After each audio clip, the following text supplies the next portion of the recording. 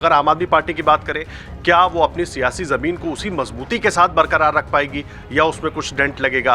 अरविंद केजरीवाल जी अभी कंफ्यूज आपको और हमको जरूर दिख रहे हैं, लेकिन उनके झोले में क्या है वो अभी कुछ कहना मुश्किल है। फ्री का जो अब सिलसिला चल पड़ा है, मेरे ख्याल से अब सभी पार्टियों को मैनिफेस्टो कोई रिलीज नहीं करना चाहिए, घोषणाएं कर देनी चाहिए कि हम ये फ्री कर देंगे, वो फ्री कर देंगे। ये होलसेल लगी हुई है, नीलामी हो रही है। आप देखिए कि हम आपको ये दे रहे हैं, वो 2100 दे रहे हैं, भाजपा 2500 देगी, कांग्रेस 2500 देगी, 8500 देगी। कांग्रेस कितना वोट आम आदमी पार्टी का तोड़ती है और भाजपा कितना तोड़ती है, क्योंकि दोनों ही तोड़ेंगे, इसमें तो कोई शक है नहीं। अभी हिंदुत्व का तड़का लगाया नहीं बीजेपी ने। पहला ये चुनाव दिल्ली में हो रहा है देश में जिसमें मुस्लिम केंद्रित नहीं है, ये चुनाव हिंदू केंद्रित हो गया है। पूरी तरह आश्वस्त है कि अगर वो मिडिल क्लास को कैटर कर लेते हैं तो 8वें वेतन आयोग जिसको मंजूरी दे दी गई है, जिसका प्रभाव दिल्ली के एम्प्लॉइज पर भी आना, शायद उसको काउंटर कर सके, इसलिए वो टैक्स टेररिज्म की बात भी कर रहे हैं। नमस्कार, अमर उजाला.com पर आपका स्वागत है। आपके साथ मैं हूं आदर्श झा। आप देख रहे हैं अपना पसंदीदा कार्यक्रम खबरों के खिलाड़ी। और खबरों के खिलाड़ी में इस बार भी हम चर्चा करने वाले हैं देश की राजधानी दिल्ली की। वो इसलिए क्योंकि दिल्ली में 70 सीटों पर विधानसभा के चुनाव होने हैं और अब बहुत ज्यादा वक्त बचा नहीं है। किस तरह के आरोप प्रत्यारोप हो रहे हैं, बयानबाजी हो रही है, दावे हो रहे हैं, घोषणाएं हो रहे हैं, वो सब कुछ हम आपके बीच लेकर आ रहे हैं। लेकिन बड़ा सवाल ये है, इसके जरिए अगर आम आदमी पार्टी की बात करें, क्या वो अपनी सियासी जमीन को उसी मजबूती के साथ बरकरार रख पाएगी या उसमें कुछ डेंट लगेगा या पूरी तरीके से तस्वीर पलट जाएगी? क्या बीजेपी 26 साल के बाद अपना सूखा खत्म कर पाएगी? क्या कांग्रेस के हाथ से जो जमीन निकल चुकी थी वापस उस पर कुछ कब्जा कांग्रेस आगे बढ़ा पाएगी, कर पाएगी? ये तमाम बड़े अहम सवाल हैं। लेकिन देखिए, आरोप प्रत्यारोप अपने चरम पर है। दावे, घोषणाएं और फ्री की रेवड़ियों की अगर बात करें, किसी की भी घोषणाओं को देख लीजिए, कोई भी संकल्प पत्र उठा के देख लीजिए, कोई और सारी पार्टियों की बात कर लीजिए, सबकी तरफ से फ्री की रेवड़ियों की भरमार हो गई। एक तरीके से दिल्ली वासियों के लिए सेल भी लग गई है। भाई, जहां पर बेहतर सौदा मिलता है वहां पर जाकर वोट दे दीजिए, अगर आम भाषा में इस बात को समझने की कोशिश करें। क्या इसी के जरिए चुनाव जीता जाएगा? क्योंकि लगातार दिल्ली चुनाव में अमर उजाला की अलग अलग टीमें सत्ता का संग्राम के लिए पहुंच रही हैं, आपके बीच पहुंच रही हैं, लेकिन लोगों में बहुत से लोग ऐसे हैं जिनकी मांगे हैं कि भाई रोजगार पर बात क्यों नहीं हो रही, बात फ्री की रेवड़ियों की क्यों हो रही है। यही समझने की कोशिश करेंगे अपने तमाम खबरों के खिलाड़ियों के साथ। हमारे साथ विनोद अग्निहोत्री जी हैं, राजकिशोर जी हैं, अनुराग वर्मा जी हैं, अजय सेतिया जी हैं, पूर्णिमा त्रिपाठी जी हैं। पूर्णिमा जी, चर्चा की शुरुआत आपसे करूंगा मैं। दिल्ली चुनाव में देखिए, महिलाओं पर तो एक सबने दाव लगा दिया, फ्री की घोषणाएं बहुत सारी हो गई, लेकिन क्या चुनाव फ्री पर ही निपट जाएगा या बाकी मुद्दों पर भी बात होगी? क्योंकि अब बहुत ज्यादा वक्त बचा नहीं है, आरोप प्रत्यारोप चल रहा है। दिल्ली वासी भी मुझे थोड़ा कंफ्यूज नजर आ रहे हैं ग्राउंड पर कि भाई आज इसने ये कह दिया, कल इसने ये कह दिया, कल इसने ये कह दिया। हालांकि जनता बहुत समझदार है, वोट करते वक्त सोच समझकर एक फैसला करेगी। देखिए आदर्श जी, फ्री का जो अब सिलसिला चल पड़ा है, मेरे ख्याल से अब सभी पार्टियों को मैनिफेस्टो कोई रिलीज नहीं करना चाहिए, घोषणाएं कर देनी चाहिए कि हम ये फ्री कर देंगे, वो फ्री कर देंगे। और यूनिवर्सल हो गया है, अब वो किसी एक पार्टी का एजेंडा नहीं रह गया है, चाहे वो आम आदमी हो, चाहे बीजेपी हो, चाहे कांग्रेस पार्टी हो, हर किसी ने फ्री का वादा किया है। तो अब हम उसी पे चर्चा करें कि भाई फ्री कौन कितना क्या प्रॉमिस कर रहा है, और जनता उसी हिसाब से वोट करेगी। क्योंकि सभी ने किया है, केजी से पीजी तक की पढ़ाई फ्री, तो सरकारी इलाज फ्री, तो बसों में फ्री, मेट्रो में फ्री। अब मेट्रो की भी बीजेपी ने डिमांड अनाउंसमेंट कर दी है कि मेट्रो में फ्री कर देंगे। जो कॉम्पिटिटिव एग्जाम में जाने वाले बच्चे हैं, आपको याद होगा मैंने पिछले डिस्कशन में ये सजेस्ट भी किया था, उन्होंने अनाउंस कर दिया कि हम उनको फॉर्म फ्री कर देंगे, उनके लिए ट्रैवल फ्री कर देंगे। तो फ्री का जमाना है, लालच दो, वोट लूट लो, शायद यही एक फार्मूला सभी पार्टियों का हो गया है। लेकिन जो सबसे इंटरेस्टिंग चीज़ दिखाई दे रही है वो ये है कि इस बार आम आदमी पार्टी को वॉकओवर मिलता नहीं दिख रहा है। आम आदमी पार्टी तो एज तो जरूर उसको दिख रहा है, लेकिन बीजेपी जितनी मजबूती से चुनाव लड़ रही है वो देखना होगा कि बीजेपी की क्या परफॉर्मेंस होती है। और कांग्रेस जितना एग्रेसिव इस बार होकर चुनाव लड़ रही है वो काफ़ी इंटरेस्टिंग है अपने आप में। क्योंकि अगर कांग्रेस अपना कुछ भी वोट रीगेन करती है, वोट शेयर, तो वो घाटे में आम आदमी पार्टी रहेगी। कहाँ पे किसका कितना वोट ट्रांसफ़र होगा ये देखना हमें अभी कुछ दिन बाकी हैं, ये देखना पड़ेगा। लेकिन मुझे आम आदमी पार्टी की लग रहा है कि सरकार तो वापस बन रही है, क्योंकि थ्रेशोल्ड बहुत कम है। भाई अगर 36 सीटें भी उनकी आ जाती हैं तो उनकी सरकार तो बन ही जाएगी ना। लेकिन तब ये है कि कड़ी लड़ाई है, इसमें तो कोई शक नहीं है। नहीं, कड़ी लड़ाई है, इसमें कोई शक नहीं है, और जनता को भी यही लगता है, क्योंकि जनता भी बहुत ज़्यादा मुखर होकर बोल नहीं रही है अजय जी। लेकिन अगर आम आदमी पार्टी अरविंद केजरीवाल के लिहाज से बात करें, जिस तरह के आरोप लगते रहे, अब जिस तरह का माहौल बन गया है, क्या बड़ी मुसीबत हो गई केजरीवाल के लिए वापस तीसरी बार अपनी पार्टी को सत्ता में लेकर आना? या बीजेपी या कांग्रेस जिस तरह का माहौल बना रही है वो बन तो रहा है, लेकिन वो उतना इफेक्टिव नहीं हो रहा ज़मीन पे? हमें पृष्ठभूमि में जाना पड़ेगा हरियाणा के चुनाव की। हरियाणा में जब चुनाव हुए थे तो शुरू में सब कह रहे थे कि सत्ता परिवर्तन हो रहा है, कांग्रेस आ रही है, लेकिन आखिर में क्या हुआ? सत्ता परिवर्तन नहीं हुआ, बल्कि भाजपा की सीटें बढ़ गई। भाजपा दिल्ली में उसी तरीके से चुनाव लड़ रही है जैसे हरियाणा और महाराष्ट्र में लड़ा है। आरएसएस के जो कार्यकर्ता हैं वो जगह जगह जाकर के पिछले 6 महीनों से तैयारियां कर रहे हैं। उन्होंने करीब 250 होल टाइम वर्कर अपॉइंट किए, जिन्होंने जाकर के झुग्गियों में सब में काम किया। अब बेसिक सवाल ये है कि कांग्रेस कितना वोट आम आदमी पार्टी का तोड़ती है और भाजपा कितना तोड़ती है, क्योंकि दोनों ही तोड़ेंगे, इसमें तो कोई शक है नहीं। अगर 7-8% कांग्रेस तोड़ने में सफल हो जाती है और वह पुराने अपने 4 को जोड़ करके 12, 12.5, 13 तक पहुंच जाती है और भारतीय जनता पार्टी भी उतना तोड़ लेती है, तो फिर तो आम आदमी पार्टी की सरकार बनने का सवाल ही नहीं है। सवाल ये है कि क्या 16% आम आदमी पार्टी का वोट टूट रहा है? तो हाँ, आज की डेट में लग रहा है कि टूट रहा है, लेकिन आने वाले समय में क्या होने वाला है कह नहीं सकता है। दूसरी बात, भारतीय जनता पार्टी जो मुस्लिम प्रभाव वाली 7-8 सीटें हैं, उनमें तो जीतने का उनका सवाल है नहीं और कभी जीती भी नहीं है। इसके अलावा जो महत्वपूर्ण है वे 12 सीटें जो अनुसूचित जाति की आरक्षित सीटें हैं। ये 12 सीटें भी जो आरक्षित सीटें हैं, भारतीय जनता पार्टी 2 से ज़्यादा कभी जीती नहीं है, 2 या 3। अगर भाजपा इन सीटों में 6-7 सीटें जीत जाती है तब उसका चांस बनता है, अदरवाइज उसका चांस नहीं बनता। और मोटे तौर पर अगर हम देखें, 8 मुस्लिम प्रभाव वाली सीटें गिन लें और 12 ये सिन लिए तो 20 सीटें हैं। 20 में से चलो आप 18 गिन लें, तो भारतीय जनता पार्टी 52 सीटों पर लड़ रही है, उसे 52 में से 36 जीतनी है। ये भाजपा के लिए सबसे बड़ी मुश्किल बात है कि क्या इन 52 सीटों में वो 36 सीटें जीत पाती है? क्या इन सीटों पर वह 8% वोट आम आदमी पार्टी का तोड़ पाती है? तो उसकी संभावना है भी और नहीं भी, कह नहीं सकते। ग्राउंड पर जो हमें दिखता है वो वास्तव में होता नहीं है, वो हमने हरियाणा में और महाराष्ट्र दोनों में देखा है। और भाजपा यहाँ पर उसी तरीके से क्योंकि चुनाव लड़ रही है, इसलिए 50-50 की संभावना लगती है। 50-50 की संभावना लगती है। और जो बात आपने कही ना कि 50-52 सीटों पर बीजेपी लड़ रही है, अब उसमें 36 बीजेपी की चुनौती है, आम आदमी पार्टी 70 सीटों पर लड़ रही है, उसके बावजूद राजकिशोर सर जिस तरह की घोषणाएं हो रही हैं, केजरीवाल के जिस तरह के बयान आ रहे हैं, क्या वाकई परेशान हैं? घबराहट कहीं ना कहीं पार्टी के अंदर तो दिख रही है कि होगा क्या वाले मोड में आ गए हैं। अब ये नहीं कि हम जीत लेंगे निकाल लेंगे वाला मोड, होगा क्या वाला मोड, ऐसा लग रहा है? नहीं, देखिए, अरविंद केजरीवाल के पिछले 2 चुनाव देखिए आप, खासतौर से 15 और 20, 13 की आप बात जाने दीजिए।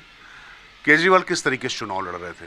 वो एक मुद्दा सेट करते थे और उसके इर्द गिर्द भारतीय जनता पार्टी घूमती रह जाती थी। अभी क्या हो रहा है कि लगातार हिट और रन वो करते थे, अभी भाजपा और कांग्रेस उनको हिट कर रही है और वो रन करते हैं एक मुद्दे से दूसरे मुद्दे पर, लगातार ये साफ दिखाई पड़ रहा।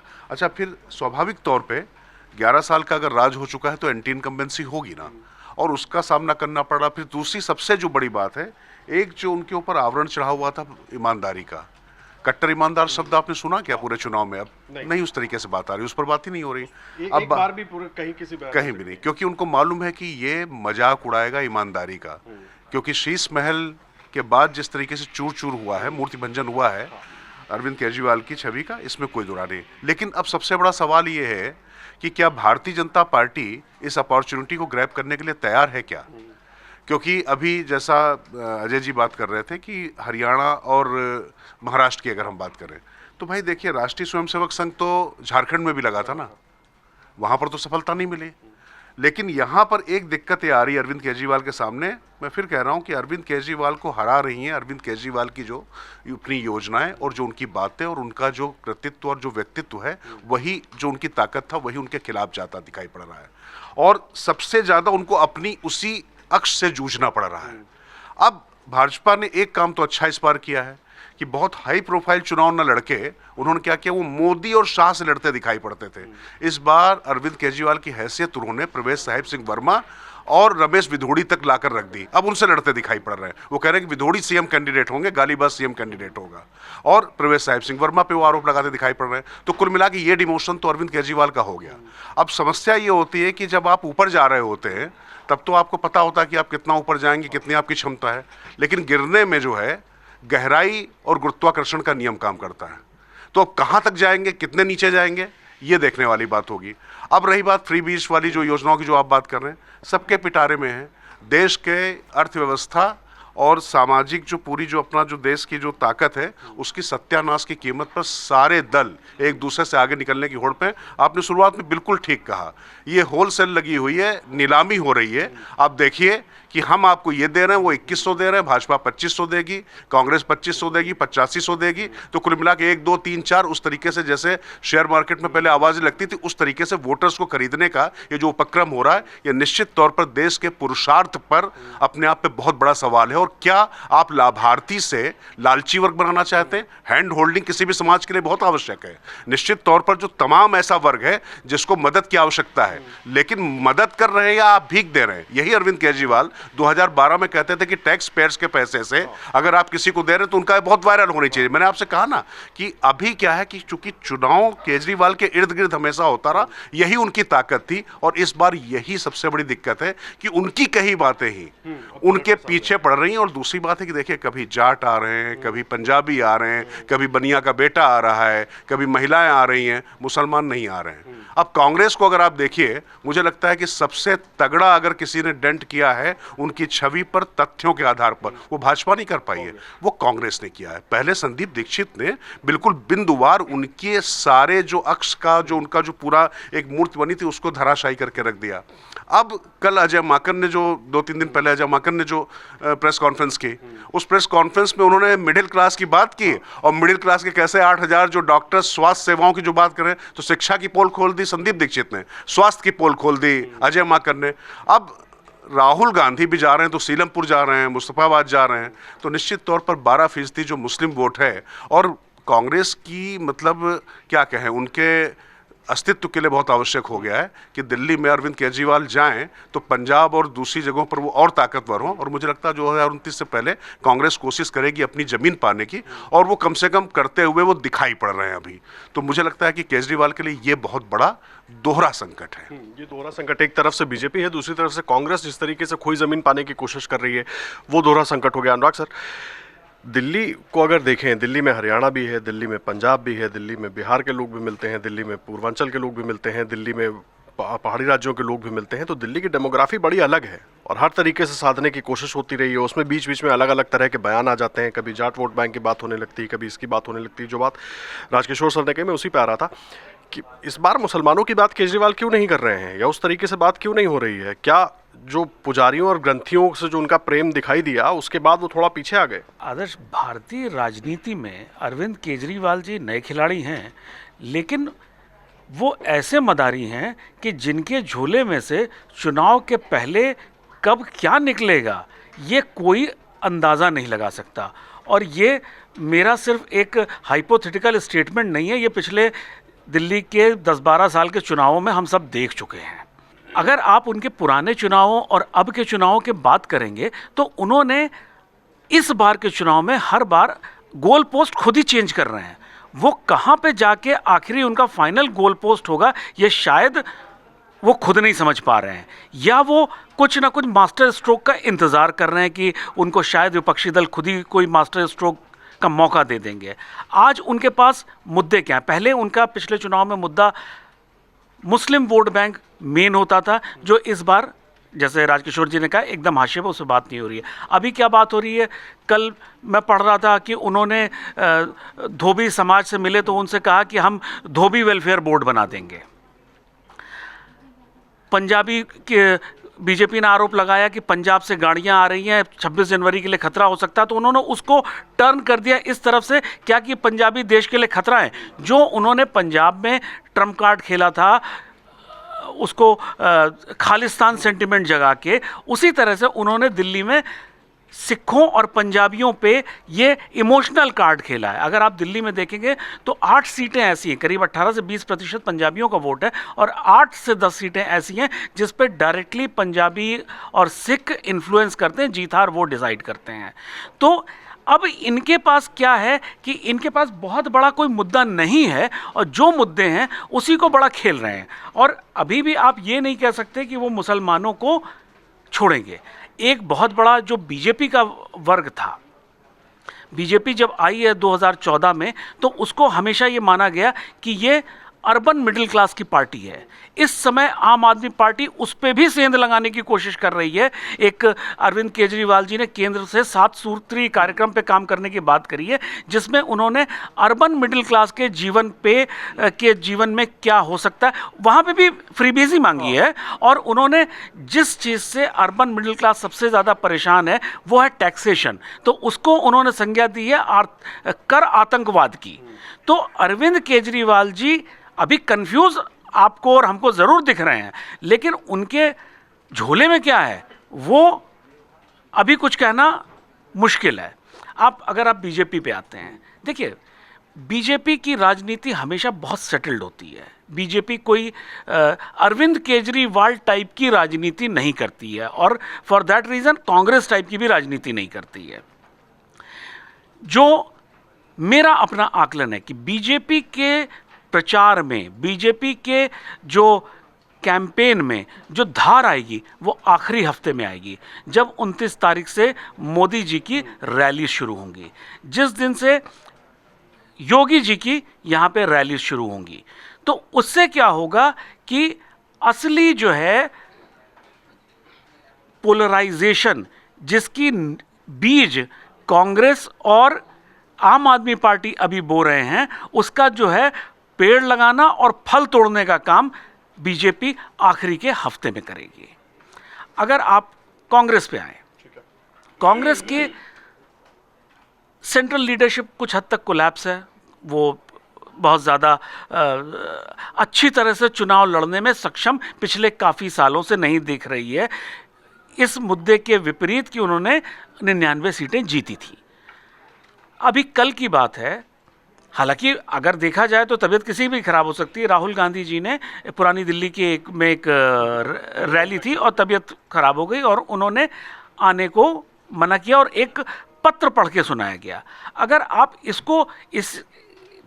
इस घटना की विवेचना करें तो क्या राहुल गांधी जी का वोटर्स के प्रति, जो मतदाता है दिल्ली का, उसके प्रति उदासीनता एकदम साफ नहीं दिखाई देती है? अगर राहुल गांधी जी नहीं आ रहे थे, अगर उनकी तबीयत खराब थी, तो उसकी सूचना कुछ घंटे पहले भी आ सकती थी। वो लास्ट मिनट पे एकदम उनका इंतज़ार होता रहा बहुत देर तक, उसके बाद उनका पत्र पढ़ा गया। उनकी जगह कोई दूसरा बड़ा नेता भी आ सकता था। अगर कांग्रेस दिल्ली के चुनाव को सेंट्रल लीडरशिप इतना सीरियसली ले रही होती तो ये चीज़ें सोची जाती। लेकिन यहाँ पे जो चुनाव, दिल्ली के जो कांग्रेस के नेता हैं वो अपने इनिशिएटिव पे लड़ रहे हैं और अपनी एग्जिस्टेंस की लड़ाई लड़ रहे हैं कि ये शायद उनके दिल्ली प्रदेश कांग्रेस के लिए ये आखिरी मौका है और उनको अपने अस्तित्व के लिए लड़ाई लड़नी है। तो मेरा जो मानना है कि आखिरी हफ्ते तक हमको इंतज़ार करना पड़ेगा, अभी कुछ भी किधर से भी हो सकता है। और जाहिर सी बात है, देखिए बहुत एक्टिविटी, अगर चुनावी एक्टिविटी की बात करें और जो सेंटिमेंट होता है ना, कहा जाता है कि चुनाव में भाषणों बयानों के बाद बहुत सारी चीज़ें बदलती हैं। बिलाल साहब, जिस तरह से बात वोट बैंक की हो रही है कि इस बार केजरीवाल मुस्लिम वोट बैंक की बात नहीं कर रहे हैं, कांग्रेस अपने पारंपरिक वोट बैंक, केवल मुसलमान नहीं बाकी वोट बैंक को लग रहा है कि इस बार कुछ अपनी ओर ज़्यादा खींच सकती है। और क्या बीजेपी भी उसी पर आश्वस्त बैठी कि अगर कांग्रेस ऐसा कर लेगी, वो चाहे मुसलमान हो चाहे बाकी दूसरे समुदाय के लोग हों, सबको अगर अपनी तरफ कांग्रेस थोड़ा थोड़ा भी खींचती है तो वो डेंट क्या अरविंद केजरीवाल को लगेगा? 26 जनवरी के बाद दिल्ली का चुनाव मेरे को लगता है कि पूरी तरह बदल जाएगा। Prime minister JP Nadda, Amit Shah ji और उत्तर प्रदेश के मुख्यमंत्री योगी आदित्यनाथ जिस तरह से 15 सभाओं को संबोधित करेंगे, और ये सभाएं ख़ास तौर से पूर्वांचल बहुल क्षेत्र में करने जा रहे हैं, और उनके बाद मेरे को ये लगता है कि दिल्ली का चुनाव एक डिफरेंट पैटर्न पे चला जाएगा, एक पोलराइजेशन के पैटर्न पे चला जाएगा, ध्रुवीकरण के पैटर्न पे चला जाएगा। भारतीय जनता पार्टी की स्ट्रेटजी ये है, क्योंकि वो जो 6% का वोट बैंक है वो इस पोलराइजेशन के माध्यम से उसे कलेक्ट करना चाहती है, ताकि वो केजरीवाल के साथ नेक टू नेक आके लड़ ले या उससे आगे निकल जाए। वहीं इस पोलराइजेशन को अगर आइडियोलॉजिकल लाइन पर कांग्रेस स्ट्रांगली हिट करती है, तो फिर इसका रिवर्स पोलराइजेशन ये होगा कि माइनॉरिटीज़, OBC, दलित आइडियोलॉजिकल लाइन पर कांग्रेस पर आकर कलेक्ट होगा, और अगर ये कलेक्ट होता है तो फिर इसमें डेफिसिट केजरीवाल का ही है और भारतीय जनता पार्टी को एक एडवांटेज मिल जाएगा वोट डिवीजन के होने से, नंबर 1। नंबर 2, अरविंद केजरीवाल जिस तरह से मिडिल सेगमेंट पे खेल रहे हैं और जिस तरह से रेगुलर वो उसके पक्ष में बैटिंग कर रहे हैं, वो कहीं ना कहीं पूरी तरह आश्वस्त है कि अगर वो मिडिल क्लास को कैटर कर लेते हैं तो 8वें वेतन आयोग जिसको मंजूरी दे दी गई है, जिसका प्रभाव दिल्ली के एम्प्लॉइज़ पर भी आना, शायद उसको काउंटर कर सके। इसलिए वो टैक्स टेररिज्म की बात भी कर रहे हैं। लेकिन कुल मिलाकर अगर आप देखें तो कांग्रेस पर ये डिपेंड करता है, क्योंकि बहुत सारी जगह बहुत सारी सीटों पर कांग्रेस ने इस चुनाव को ट्रायंगुलर बनाने की कोशिश तो की है, लेकिन अगर आप ओवरऑल बात करें पूरे दिल्ली के चुनाव की तो अभी भी ये चुनाव ट्रायंगुलर पोल पर नहीं जा पाया, ट्रायंगुलर होता नहीं दिखा पड़ रहा, कुछ सीटों पर दिखाई पड़ रहा है। लेकिन अगर इसमें पोलराइजेशन का फैक्टर जुड़ जाता है और कांग्रेस उस पोलराइजेशन को भारतीय जनता पार्टी बनाम कांग्रेस बनाने की कोशिश करती है आइडियोलॉजिकल लाइन में, तब ओबीसी, दलित, माइनॉरिटीज़ शायद उसकी तरफ शिफ्ट हो सकता है, जिस तरह की सिचुएशंस यहाँ पर बनती दिखाई पड़ रही हैं। बेसिक वोट जो है, बुनियादी वोट जो है, आप पार्टी के साथ अभी भी इंटैक्ट है। एक एज अभी तक बना के चल रहे हैं अरविंद केजरीवाल। भारतीय जनता पार्टी जो पूरी कोशिश कर रही है कि लास्ट के अंदर वो उस गैप को एक स्विंग वोट के माध्यम से पूरा कर सके। साथ ही साथ भारतीय जनता पार्टी की स्ट्रेटेजी है कि वो ग्रामीण पृष्ठभूमि से गुजर जाट कॉम्बिनेशन बना के चल रही है, जिसका वो एक एडवांटेज ले सकती है। और कुल मिलाकर ये इन सब चीज़ों पे निर्भर करेगा कि कांग्रेस अपनी स्ट्रेटजी को कितना एडवांस करती है या कितनी स्मूथली आई मीन उसको पेनिट्रेट करती है एक पब्लिक सेंटिमेंट के से कनेक्ट करने के लिए। अगर कांग्रेस ने बहुत जंप ले लिया चुनाव में तो वो डिवीजन हो जाएगा, तो उसके पॉइंट ऑफ व्यू से केजरीवाल भारतीय जनता पार्टी को एडवांटेज है। अदरवाइज मेरे को लगता है कि अभी भी केजरीवाल बढ़त बनाए हुए हैं।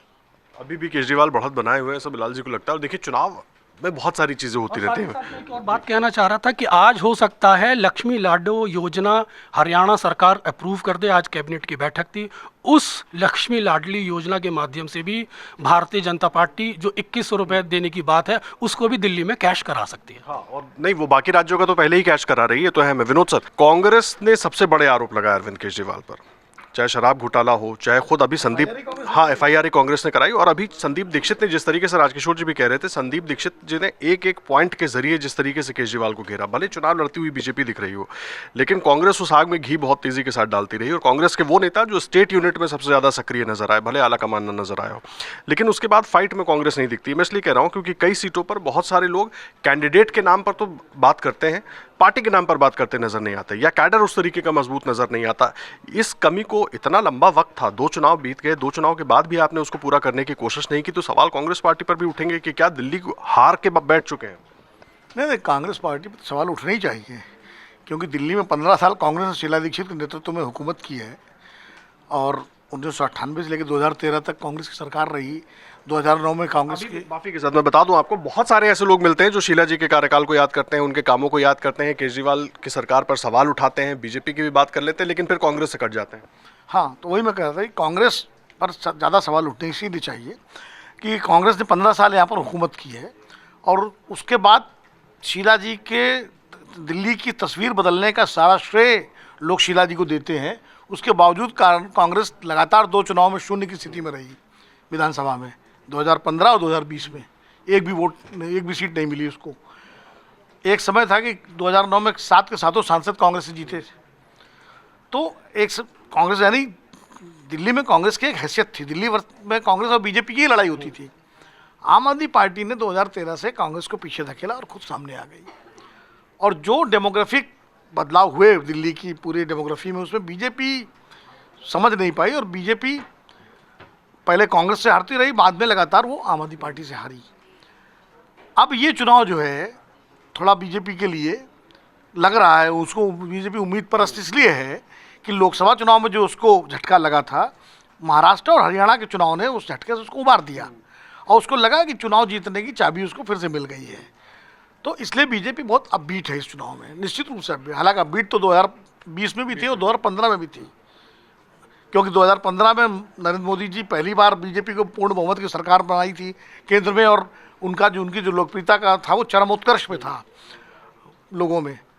और 20 में पूरा चुनाव जो है 370 हटाए जाने के बाद पुलवामा के नाम पर राष्ट्रवाद का जो ज्वार हुआ और उसमें 370 क्लब हुआ, हिंदुत्व का भी तड़का लगा, शाहीन बाग का आंदोलन, CAA, पूरा ध्रुवीकरण का पूरी सारी गुंजाइश अमित शाह जी का सघन प्रचार, अनुराग ठाकुर की वो भाषण, प्रवेश वर्मा के भाषण, जिनको लेके तमाम तरह के विवाद भी हुए, वो सब हाईली पोलराइज्ड इलेक्शन था 2020 का।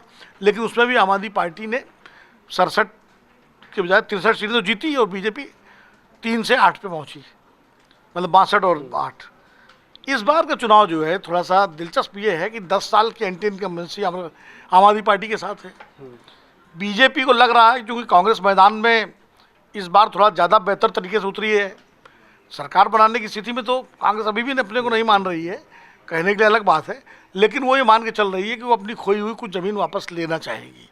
जिस तरह संदीप दीक्षित को उतारा गया अरविंद केजरीवाल के सामने, जिस तरह अलका लांबा को उतारा गया आतिशी के सामने, जिस तरह जो है परवेश उनके मनीष सिसोदिया के सामने फरहाद सूरी को उतारा गया, फिर कांग्रेस ने अपने दिल्ली के लगभग सभी बड़े नेताओं को मैदान में उतार दिया, चाहे वो रागिनी नायक हों, चाहे वो देवेंद्र यादव हों, चाहे राजेश लिलोठिया हों।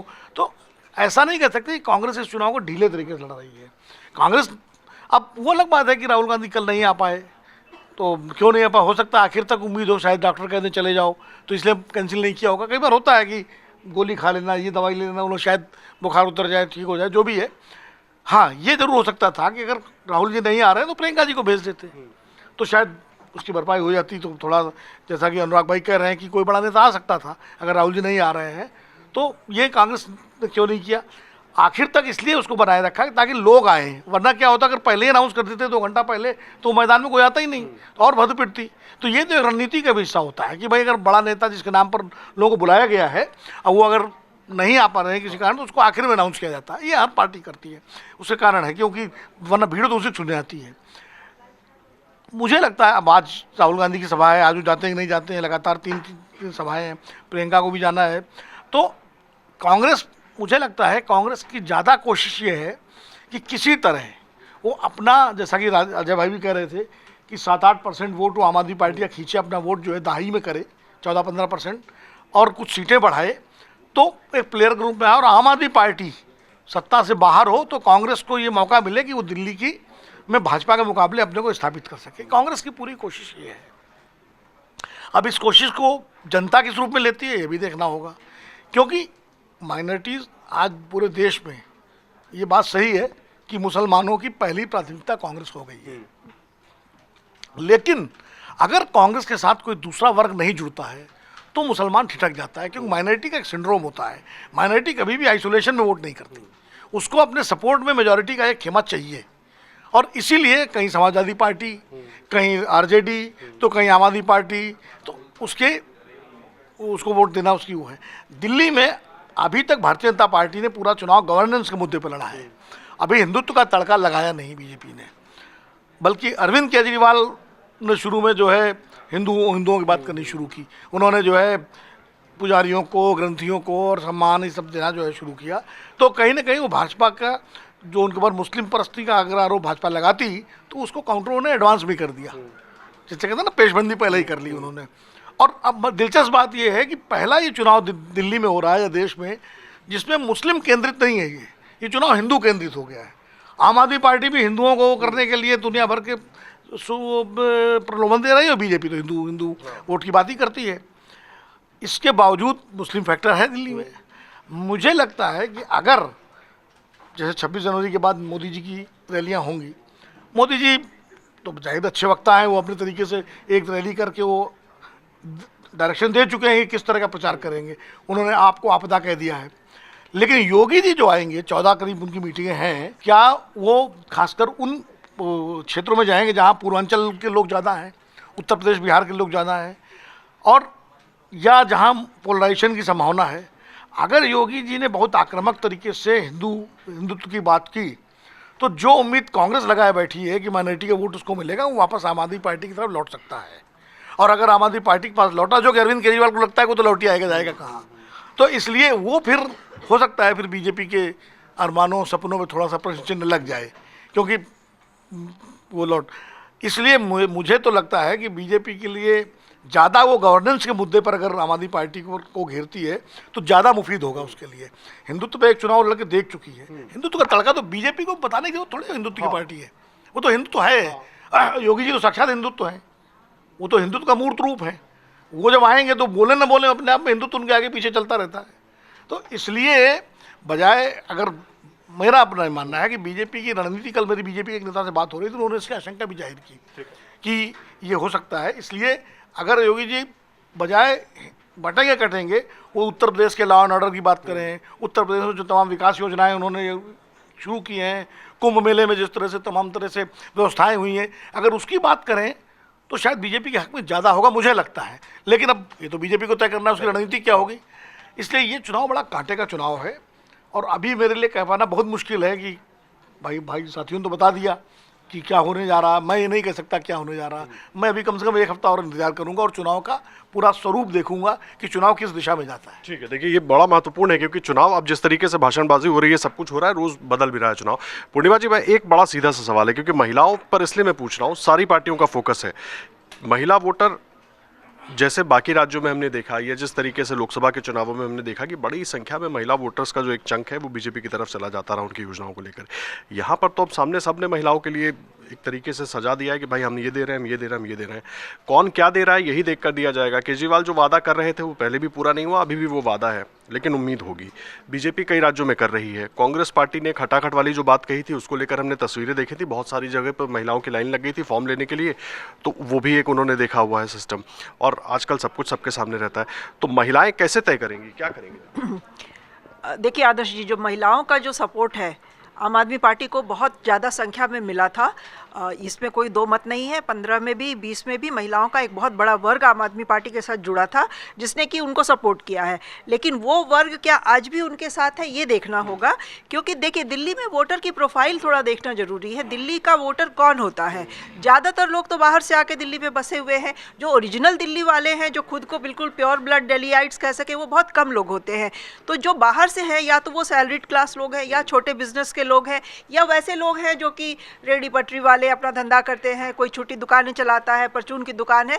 तो प्रोफाइल देखना बहुत ज़रूरी है और उस प्रोफाइल के लोगों में किस पार्टी का कितना आकर्षण है ये देखना बहुत ज़रूरी है।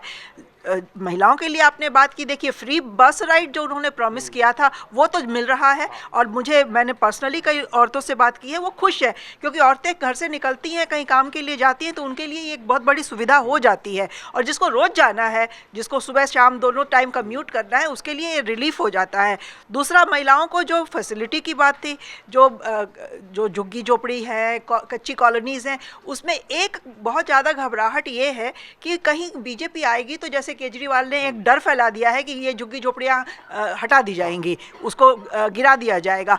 तो जब घर गृहस्थी की, अपने परिवार की बात होती है तो महिलाओं को अपना परिवार, अपने घर गृहस्थी की चिंता पहले सताती है और वो ये देखेंगी कि किसकी बात पे हम ज़्यादा भरोसा कर सकते हैं। और उस मामले में मुझे लगता है कि आम आदमी पार्टी की क्रेडिबिलिटी अभी भी बनी हुई है। अगर हमारे यहाँ जो हम अपने घर में जो महिलाएं आती हैं, काम करने वाली आती हैं, उनसे हम बात करते हैं तो ये समझ में आता है कि उनको कम ही सही लेकिन थोड़ी बहुत सुविधा मिली है आम आदमी पार्टी की सरकार के टाइम पे। बहुत सारे ऐसे परिवार हैं जिन्होंने कि अपने बच्चों को सरकारी स्कूल में डाला हुआ है और अब खुश है, कहते हैं कि पढ़ाई हो रही है, सुविधा भी मिल रही है। सिर्फ पढ़ाई ही नहीं, स्कूलों में एक्स्ट्रा करिकुलर एक्टिविटी को भी बहुत बढ़ाया जाता है, म्यूज़िक है, योगा है, इस तरह की चीज़ें लड़कियों को खास करके बहुत इससे मदद मिलती है। तो मुझे लगता है कि महिलाओं का एक बहुत बड़ा वर्ग जो है अभी भी आम आदमी पार्टी के साथ है। जहाँ तक अपर क्लास की हम बात कर लें तो वो महिलाएं हो या पुरुष, इसमें दो मत नहीं है कि वो बीजेपी के साथ अभी भी हैं और वो कहीं इधर उधर मुझे खिसकता हुआ नहीं दिख रहा है। चाहे उसमें कांग्रेस कितना भी अभी सेंध लगाने की कोशिश करे, कांग्रेस की तो परेशानी ये है कि वो तो बिल्कुल ज़ीरो पे है। तो उसको बहुत भी ज़्यादा सफलता अगर मिल जाएगी तो कितनी 5-7 सीटें मैक्सिमम, अगर चरम पे भी उनकी सफलता जाएगी तो उससे ज़्यादा मैं तो नहीं देख रही हूँ। तो बेसिकली ले दे के लड़ाई बीजेपी और आम आदमी पार्टी के बीच में ही है। और उसमें अगर हम लोअर लेवल के तबके की बात करें तो महिलाओं का जो उस वर्ग की महिलाएं हैं जो न्यूमेरिकली स्ट्रांग है, उनका सपोर्ट अभी भी आम आदमी पार्टी के साथ है। अपर क्लास तो हमेशा से बीजेपी को सपोर्ट करता रहा है और उनका सपोर्ट अभी भी बरकरार है। तो महिलाओं के लिए जो बात है, जो फ्री बीज की सबने बात की है, वो तो चलिए अब जब देखा जाएगा। लेकिन जो बेसिक्स की जहाँ तक बात है तो महिलाओं को विश्वास है अभी भी आम आदमी पार्टी के ऊपर। ठीक है, महिलाओं को विश्वास है आम आदमी पार्टी पर, लेकिन जिस तरीके की योजनाएं आ रही हैं क्या वो सोचने पर मजबूर करेंगी? अजय जी, दिल्ली की डेमोग्राफी बड़ी अलग है, अब जिस तरह की परिस्थिति बन गई है, सवाल ये है कि अभी कोई ऐसा ट्रम्प कार्ड अरविंद केजरीवाल के पास है, या बीजेपी इस बार कुछ ऐसा लेकर बैठी नजर आती है, या बीजेपी जिस तरीके से काम कर रही है कोई अंडर करंट ऐसा बना पा रही है कि वो कुछ बेहतर परफॉर्म कर पाए दिल्ली में पिछले 2 चुनावों के मुकाबले, ऐसा कहीं लग रहा है? देखिए, योगी आदित्यनाथ 14 सभाएं करने वाले हैं और ये अपने आप में बहुत बड़ी बात है। दिल्ली का ये रिकॉर्ड रहा है, 2020 का चुनाव ध्रुवीकरण पर हुआ, उसका भाजपा को कोई फ़ायदा नहीं हुआ। दिल्ली का चुनाव ध्रुवीकरण पर हो ही नहीं सकता, क्योंकि दिल्ली की डेमोग्राफी इस तरह की है ही नहीं कि ध्रुवीकरण से भाजपा को कोई फ़ायदा हो जाए। दिल्ली का चुनाव होता है पूर्वांचलियों का, पंजाबियों का, बनियों का, इस हिसाब से। तो भाजपा ने जो योगी आदित्यनाथ को इस बार उतारा है वो ध्रुवीकरण के लिए नहीं उतारा है। उनका टारगेट 35% जो वोट है पूर्वांचलियों का, वो टारगेट है। तो पूर्वांचली सारे के सारे लगभग पिछले 2 चुनावों में आम आदमी पार्टी के साथ थे, और उसमें डेंट अगर लगता है तो फिर भाजपा को कोई रोक नहीं पाएगा, और योगी आदित्यनाथ को उसी को टारगेट करने के लिए यहाँ पर लाया जा रहा है। और ये मुझे लगता है कि योगी इसमें काफ़ी हद तक कामयाब होंगे। अगर कामयाब होते हैं तो आम आदमी पार्टी के लिए सबसे आप देखिए कि अरविंद केजरीवाल शुरू से ही पूर्वांचली का रोना रो रहे हैं। वो इसलिए रो रहे हैं कि उनको लगता है कि भाजपा पूर्वांचलियों में इस बार डेंट मार रही है, तो पूर्वांचलियों में डेंट सबसे बड़ा उनके लिए खतरनाक साबित हो सकता है। दूसरी बात आती है महिलाओं की। पिछले चुनाव में भी अगर हम देखें तो 60% महिलाएं आम आदमी पार्टी को वोट देती थी। 2015 में भी दिया और 2020 में भी दिया। 60% महिलाएं इस बार आम आदमी पार्टी के साथ दिखती नहीं हैं।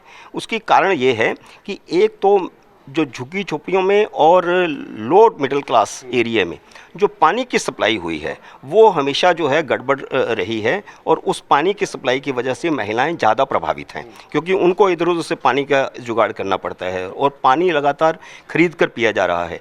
तो महिलाओं का ये। दूसरा जो 2500 रुपये का दिया है भाजपा ने कि 2500 रुपये महीना में देंगी, उसका असर भी काफ़ी हद तक होगा, क्योंकि भारतीय जनता पार्टी ने काफ़ी राज्यों में उसको करके दिखाया है, सफल करके दिखाया है, तो उसका असर होगा। मुझे लगता है कि अगर 10 से 15% महिलाओं का वोट टूट जाता है, जिसमें सफलता मिल सकती है, अगर इतना टूट जाता है तो फिर भाजपा के लिए लड़ाई और आसान हो जाएगी। ये बात मैं बिल्कुल सही मानता हूँ कि जिस तरह भाजपा को लड़ना चाहिए था वैसे लड़ नहीं रही है। उसकी वजह ये है कि उनकी तैयारी नहीं है। जैसे संदीप दीक्षित ने जैसे शिक्षा के मामले में पूरा उसका भंडा फोड़ करके रख दिया केजरीवाल का, कि जितने दावे हैं सब खोखले हैं, और प्रेस कॉन्फ्रेंस की अजय माकन ने स्वास्थ्य के बारे में सारा खोल के रख दिया कैग रिपोर्ट के हवाले से। तो ये सारी चीज़ें जो हो रही हैं उसको अगर भाजपा अपने तरीके से यूज़ कर ले, मान लो संदीप दीक्षित ने उठाया है या अजय माकन ने उठाया है, वो जो मटेरियल आया है उस मटेरियल को भाजपा कॉन्स्टिट्यूंसीज में अगर जाकर के यूज़ कर लेती है तो उसका फ़ायदा निश्चित रूप से भाजपा को हो सकता है। अब कांग्रेस का मैं आपको बता दूं कि कांग्रेस का टारगेट चुनाव जीतना नहीं है। कांग्रेस का टारगेट आम आदमी पार्टी के वोटों को खिसकाना है और इस स्थिति में लाना है कि आम आदमी पार्टी केजरीवाल सरकार ना बना सकें। उनका टारगेट सिर्फ एक है, भारतीय जनता पार्टी सरकार बनाती है तो बना ले। ये पहली बार कांग्रेस में भावना आई है। ये भावना अगर 2013 में आई होती तो आम आदमी पार्टी ना दिल्ली में जमती ना पंजाब में जमती, और इस बात का एहसास इस समय है। ये जो पीछे अजय माकन ने कहा कि वो देशद्रोही है और उसके बाद उनको फ़ोन करके रोक दिया गया प्रेस कॉन्फ्रेंस करने के लिए, अब उनको हरी झंडी दे दी गई है। और अजय माकन ने खुद प्रेस कॉन्फ्रेंस में कहा है, और इससे पहले संदीप दीक्षित जिस दिन पर्चा भरने गए थे उस दिन भी उन्होंने कहा था कि मैं इस मुद्दे पर प्रेस कॉन्फ्रेंस करूंगा, तो वो इस मुद्दे पर भी प्रेस कॉन्फ्रेंस करने वाले हैं। अब कांग्रेस ने यह ठान लिया है कि आम आदमी पार्टी के साथ किसी भी हालत में कोई समझौता, कोई गठजोड़ नहीं करना है कहीं भी, और इसके लिए अगर अलायंस टूटता है, इंडिया अलायंस, तो टूट जाए, ये कांग्रेस ने ठान लिया है। और बल्कि कह भी दिया है कि इंडिया अलायंस लोकसभा चुनाव के लिए था, उसको कह दिया, उसकी औपचारिक घोषणा भी हो जाएगी। कांग्रेस का टारगेट है अगर दिल्ली में सरकार बनती है भाजपा की तो बन जाए, भाजपा के साथ बाद में फिर आमने सामने का मुकाबला होगा। टारगेट है उसका 2027 में पंजाब को जीतना। अगर यहाँ केजरीवाल हार जाते हैं, उसकी सरकार नहीं बनती है, तो 2027 में पंजाब में कांग्रेस की वापसी होगी, फिर उस टारगेट पे लगा जाएगा। तो ये जो कांग्रेस ने जो स्ट्रेटजी, हाँ, उस बड़ी पिक्चर पर काम कर रही है कांग्रेस। ये देखिए बड़ी अहम बात है, बड़ी पिक्चर पर कांग्रेस काम कर रही है और लगभग सभी बातें आ गई। लेकिन एक छोटा सा कमेंट मैं आप सबसे लेना चाहूँगा। एक सवाल मेरे मन में है, क्योंकि दिल्ली चुनाव देखिए लगातार मैं कवर कर रहा हूँ। अब हो क्या रहा है, हम जब काम की बात करते हैं और हम ये सोचते हैं कि काम के नाम पर वोट मिल जाए, तो कई बार वो नज़र नहीं आता। मैं इसलिए उदाहरण के तौर पर, क्योंकि बहुत दावा किया गया कि भाई बनारस को बिल्कुल बदल दिया मोदी जी ने जब से वहाँ पे सांसद बने, वो 70,000 के मार्जिन पे पहुँच जाते हैं। राहुल गांधी जो 5 साल अमेठी पहुँचते नहीं हैं या गए 1.5 लाख पर, और राहुल गांधी जो अमेठी गए नहीं चुनाव हारने के बाद, वो वहाँ लाखों वोटों से जीत जाते हैं। ये वाला जो फैक्टर है, ये क्या है, ये किस तरीके से वोट हो रहा है, माफ़ कीजिएगा रायबरेली से, वो ये किस तरह का फैक्टर हो जाता है, ये मैं नहीं समझ पा रहा हूँ। क्योंकि एक तो पैमाना काम होता था पहले, या घोषणाएं होती थी, यहाँ तो दोनों चीज़ें अलग हो गई। नहीं, देखिए काम की जहाँ तक आप बात कर रहे हैं, तो काम निश्चित तौर पर आपको करना भी पड़ता है और जताना भी पड़ता है। काम का गुरूर अगर आपने पाल लिया, काम का दम पाल लिया, तो जनता को जो मिल रहा है ना, वो मिल चुका है। अब आप देने क्या जा रहे हैं, सवाल ये है।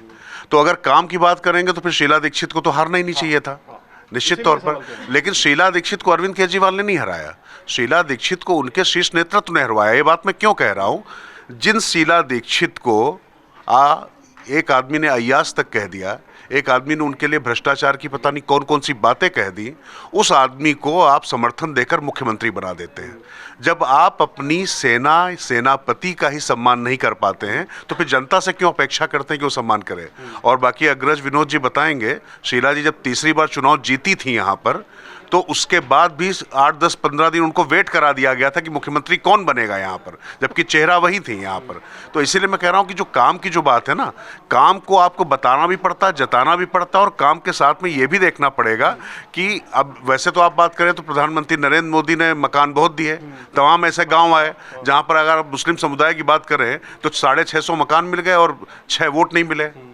इस तरीके के भी आंकड़े आए ना। देखिए, जमहूरियत में और लोकतंत्र में सबसे इंपॉर्टेंट चीज़ है कि आप किसको वोट दे रहे हैं, किसको वोट नहीं दे रहे हैं। लेकिन जब आप योजनाएं आप बनाएंगे, तो योजनाओं में आप भेदभाव कर नहीं सकते हैं, है ना। उसमें उनका एक अपना वैचारिक अधिष्ठान होता है और उनकी अपनी एक सोच होती है, उसके आधार पर आप वोट करते हैं। तो मुझे लगता है काम के आधार पर, लेकिन ये कह देना कि काम नहीं करने पर भी वोट मिल जाता है, तो ऐसा होता जरूर रहा होगा, लेकिन अभी डिलीवर यार करना पड़ता है। इसीलिए जो अभी बात थोड़ी देर पहले अभी बिलाल जी ने भी कही, अजय जी भी जो बता रहे थे कि कैसे जो है महिलाओं को जो पैसा देने वाली बात है ना, तो पैसा देने की बात है। पंजाब में 3 साल बीत गए हैं, अरविंद केजरीवाल नहीं दे रहे हैं। हरियाणा में तुरंत बनकर सरकार आई है, चंडीगढ़ में मीटिंग होती है, उस पर तुरंत आगे कार्रवाई शुरू कर दी जाती है।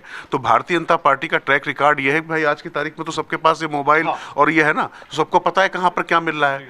कर्नाटक में या तेलंगाना में कांग्रेस दे रही है ना पैसा, हिमाचल प्रदेश में कांग्रेस ने पैसा दिया, लेकिन वहाँ पर सैलरी का संकट आ गया, ये भी लोगों को पता है। लेकिन आम आदमी पार्टी 1,000 रुपया दिल्ली में भी नहीं दे रही है और 2100 रुपये के वो भरा दिए, और पंजाब में आज तक नहीं दे पाई। तो लोग ये देखेंगे ना कि डिलीवरी कौन अच्छी देता है, क्योंकि भाजपा डिलीवरी दे रही है। मध्य प्रदेश में भी दे दी, महाराष्ट्र में भी दे दी, और अब हरियाणा में तुरंत चुनाव हुए, तो देखिए हम अभी जीत कर आए, अभी हम करते जा रहे हैं। तो मैं कह रहा हूँ कि आज की तारीख में आपको काम भी बताना पड़ेगा, वरना अभी तक तो क्या हुआ कि अरविंद केजरीवाल ने यही किया, काम तो किया नहीं, काम की फिक्र की नहीं, काम की फिक्र की, काम की जिक्र किया, इसके अलावा और कुछ नहीं किया। और मैं इसीलिए कह रहा हूं कि ये एक बड़ी समस्या है कि पॉलिटिकल लड़ाई पॉलिटिकल तरीके से लड़नी पड़ती है। सीईओ की तरह लड़ाई नहीं लड़ सकते हैं आप, ये कोई संस्थान नहीं चला रहे, राजनीतिक दल चलाना, लोगों के मुद्दों से जुड़कर लोगों को अपने साथ लाना, ये बहुत महत्वपूर्ण बात होती है। और इसीलिए मैं कह रहा हूँ कि जो बात अभी कह रहे थे विनोद जी ने, जो बात कही वो महत्वपूर्ण बात थी कि राहुल गांधी वहाँ नहीं पहुँच पाए, तो कम से कम थोड़ा सा प्रियंका गांधी जा सकती थी। तो वैसे मैं आपको बता रहा हूँ, दिल्ली की राजनीति में राहुल गांधी प्रियंका गांधी से वोट नहीं मिलने वाला है। लेकिन हाँ, आप जरा युवा मुसलमानों के बीच में जाइए और जरा पूछिए कि आज की तारीख में उनका आइकन कौन है। भीड़ इकट्ठी हो जाती है वैसे के पीछे जरूर, लेकिन उनको उम्मीदें दिखाई पड़ती हैं कि मोदी को कौन शख्स हरा सकता है, तो वो राहुल गांधी है। लेकिन अगर राहुल गांधी इस तरीके से चुनाव से बाहर अपने आप को दिखाते हैं, तो थोड़ा सा असमंजस पैदा होता है। और मैं फिर कह रहा हूँ, जो अरविंद केजरीवाल इस बार टेकन फॉर ग्रांटेड मुसलमानों को ले रहे हैं और उनको लग रहा है कि भैया कुछ भी हो, ये भाजपा को हराने के नाम पे हमारे साथ आ जाएगा, मैं कह रहा हूँ मुँह की खानी पड़ सकती है इसमें। अनुराग सर, वही सवाल है मेरा।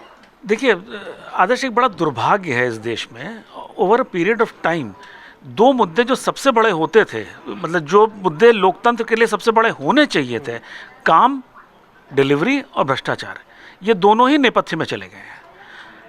अगर काम पे वोट पड़ते हैं और सरकारें बनती तो अटल जी की सरकार नहीं गिरती और ना शीला दीक्षित जी की सरकार गिरती। अगर भ्रष्टाचार पर सरकार बनती या गिरती तो लालू जी जेल से बैठ के चुनाव ना जीतते और उनके परिवार आज भी बिहार का सबसे बड़ा राजनीतिक परिवार ना होता। तो डिलीवरी आपको एक ऐसी चीज़ है कि आपको सरकार बनाने के लिए निश्चित रूप से पोलराइजेशन, फ्रीबीज, जोड़ तोड़, इससे आपने सरकार बनानी है और काम करना है। जो राजकिशोर भाई ने बोला कि काम के जिक्र, तो वो जो है हाँ, काम के जिक्र की, काम के फिक्र का जिक्र होना बहुत ज़रूरी है और उसमें कहीं ना कहीं शायद कोई कमी रह जाती है जिसकी वजह से जनता का मूड बदल जाता है। बिलाल सर कहना भूल गया, योगी पे बहुत चर्चा हो रही थी। मैं कह रहा था योगी पूर्वांचल और जो पोलराइजेशन की जो बात हो रही थी वहां तक तो ठीक है, लेकिन वो संगम में डुबकी लगाकर 40 करोड़ लोगों को वहां स्नान करवाकर यमुना जहां पर नाला बन चुकी है उस शहर में आ रहे हैं, इस तत्व को भी ध्यान में रखना पड़ेगा। बस बात है, हमले भी उसी तरीके से हो रहे हैं। देखिए, आपने काम की बात की थी, तो भारतीय राजनीति में बहुत सारे शेड्स हैं। कभी काम पर जातीय राजनीति हावी होती है, कभी काम पर ध्रुवीकरण की राजनीति हावी होती है। एक हर शख्स शीला दीक्षित का एक एग्जाम्पल पेश कर रहा है। शीला दीक्षित ने यकीनन दिल्ली के अंदर काम कराया, काम से यहाँ मुराद है विकास कराया, हाईवेज बनाए, रोड्स बनाए, बड़े बड़े प्रोजेक्ट्स लाई। लेकिन शीला दीक्षित गरीबी उन्मूलन नीतियों के माध्यम से जो पिछड़ा लोग हैं या गरीब लोग हैं, झुग्गी झोपड़ी रहने वाले लोग हैं या कम आय वाले लोग हैं, उनमें और विकास में संतुलन नहीं बना पाई, इसलिए वो हारी। साथ ही साथ देश की राजनीति में आपने देखा होगा कि लालू प्रसाद यादव बिना काम करके 15 साल रहे मुख्यमंत्री, जातीय राजनीति पे रहे, बहुत सारे लोग ध्रुवीकरण की राजनीति पे रहते। तो काम के साथ अगर आप गरीबी उन्मूलन नीतियों में संतुलन बिठा के चलते हैं और उन्हीं सभी नैरेटिव्स को साथ देते हैं जो राजनीति के अंदर प्रासंगिक होते हैं, तब जाके आप गेट थ्रू करते हैं। विनोद सर, आखिरी कमेंट आपका। देखिए, ऐसा है कि काम अपनी जगह महत्वपूर्ण है, लेकिन भारत में ज़्यादातर चुनाव भावनाओं पे जीते गए हैं और भावनाएं जब प्रबल हो जाती हैं तो काम वाम चला जाता है किनारे। शीला दीक्षित का उदाहरण दिया अभी, राजकिशोर जी ने दिया, ने दिया, बहुत काम किया, लेकिन भावनाएं खिलाफ हो गई उनकी 2013 में। एक तो सेंट्रल गवर्नमेंट की एंटी इनकम्बेंसी, कोल घोटाला और फलाना 2G घोटाला और कॉमनवेल्थ घोटाला, और दूसरा अन्ना आंदोलन का जो है असर, उससे जो भावनाओं का ज्वार उठा, उसने शीला जी को खुद भी चुनाव हरवा दिया। पार्टी तो हारी हारी, तो वहाँ काम लोगों ने नहीं देखा, वहाँ भावनाएं प्रबल हो गई। अभी राजस्थान का चुनाव हुआ, बहुत काम किया अशोक गहलोत सरकार ने, आयुष्मान योजना, चिरंजीवी योजना, दुनिया भर की योजनाएं, सब कुछ, लेकिन कन्हैयालाल भारी पड़ गया उदयपुर वाला, सरतन से जुदा। वो जो है भावनाएं जो है प्रबल हो गई, कांग्रेस चुनाव हार गई।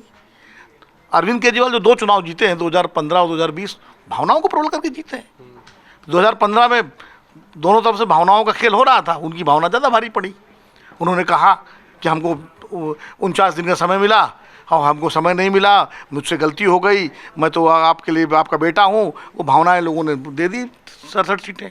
फिर 2020 में उन्होंने कहा मुझे काम नहीं करने दिया गया, मुझे जो है लगातार उन्होंने एकदम विक्टिम कार्ड खेला, फिर भावनाएं प्रबल हो गई। तो काम के साथ साथ भावनाओं का ज्वार बहुत ज़रूरी होता है। खाली काम करेंगे, मनमोहन सिंह क्या सब तारीफ कर रहे हैं लोग, अब जब उनका निधन हो गया।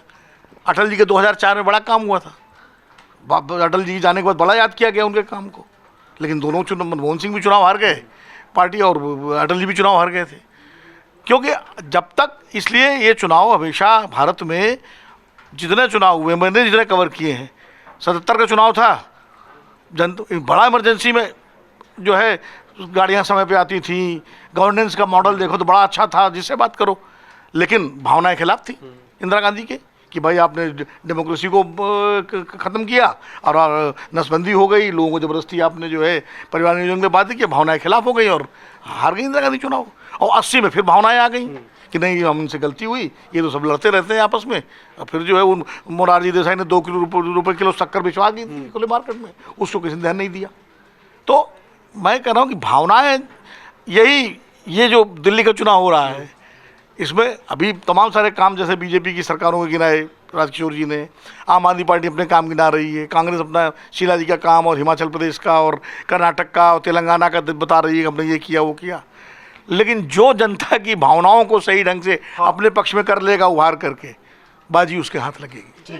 अब जल्दी से कह रहा था कि दिल्ली के अंदर जो डबल इंजन की सरकार का नैरेटिव दिया, साथ ही साथ बांग्लादेश और रोहिंग्यों का जो मैटर है, ये इस पैटर्न पर जाएगा दिल्ली का चुनाव, जिसको मैं ध्रुवीकरण की दृष्टिकोण से देख रहा हूँ। देखिए, ध्रुवीकरण की जहाँ तक बात है दिल्ली में, मैं अजय जी की बात से बिल्कुल सहमत हूँ कि दिल्ली में ध्रुवीकरण की पॉलिटिक्स बहुत ज़्यादा सक्सेसफुल नहीं होती। उसका कारण है, ध्रुवीकरण की राजनीति वहाँ सफल होती है जहाँ मुस्लिम डोमिनेंस होता है, जैसे पश्चिमी उत्तर प्रदेश में, जहाँ जहाँ आप देख लीजिए। गुजरात में चूँकि जो सारा अपराधियों का जो गैंग था, लतीफ़ से लेकर के और यूसुफ पटेल, वो सब वो डोमिनेंस रंगदारी थी, उसमें मुस्लिम क्रिमिनल जो थे उनका वो था, उसे वो ध्रुवीकरण वहाँ चला। दिल्ली में वो डोमिनेंस नहीं है, वो कहीं नहीं है, इसलिए ध्रुवीकरण नहीं चलेगा। और दूसरा, झारखंड में कहाँ चला ध्रुवीकरण? पूरा बांग्लादेशी और सारा नैरेटिव बनाया, क्योंकि मुस्लिम डोमिनेंस है ही नहीं, वहाँ ट्राइबल डोमिनेंस है। तो जहाँ डोमिनेंस होता है उस डोमिनेंस के खिलाफ ध्रुवीकरण चलता है, समझे? ये जल्दी से चाहूंगी, सारे सेक्शंस की हमने बात कर ली, लेकिन दिल्ली में हम एक सेक्शन को बिल्कुल भूल रहे हैं, और वो है यंग स्टूडेंट्स का सेक्शन, जो बहुत बड़ी संख्या में हर देश के हिस्से से आते हैं दिल्ली में अपना एक नया भविष्य तलाश करने के लिए, क्योंकि वो जहाँ से हैं वहाँ उनको भविष्य में दिखाई नहीं देता है, कुछ अपॉर्चुनिटीज़ नहीं दिखती हैं। तो ये चुनाव उम्मीदों का भी एक मेला जैसा होता है, जहाँ जिससे उम्मीद लगती है उसको वो सपोर्ट करता है। और दिल्ली में वो तबका जो है, जो कि चाह रहा है कि हमारा भविष्य उज्जवल हो, नौकरी मिले, हमारे बच्चों की जिंदगी आगे सुधरे, वो तबका आम आदमी पार्टी से मेरे ख्याल से निराश बैठा है आज की डेट में।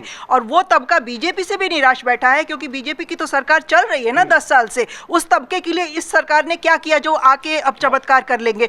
तो शायद वो तबका है जो पढ़ा लिखा भी है, जिसके एस्पिरेशंस भी हैं, शायद वो तबका कांग्रेस को देखने शुरू कर दे, और उससे हो सकता है कुछ फर्क पड़ जाए चुनाव के परिणाम में। नहीं, ये देखिए, इस तबके की बात तो मैंने शुरुआत में भी की थी, और जब लोगों के बीच हम जा रहे हैं तो भी इनकी बात हो रही है, क्योंकि सिर्फ फ्री से बात नहीं होगी, बात रोजगार की भी होगी, बात काम मिलने की भी होगी, बात आगे के भविष्य की भी होगी, और वो बात नहीं हो पा रही है।